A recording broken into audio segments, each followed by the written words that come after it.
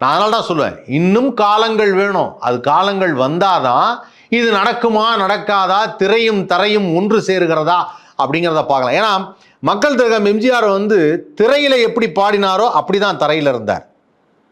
எம்ஜிஆர் அவர்கள் திரையில எப்படி பேசினாரோ அப்படிதான் தரையில் இருந்தார்.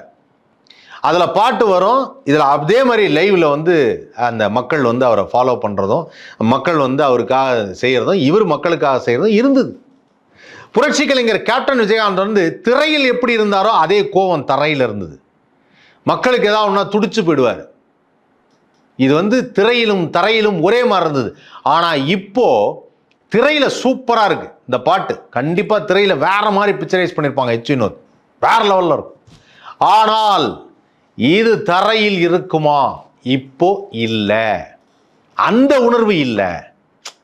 திரையில் காங்கிற அந்த பார்க்குற அந்த உணர்வு தரையில் இல்லை. அது தரையில் வர்றதுக்கு பல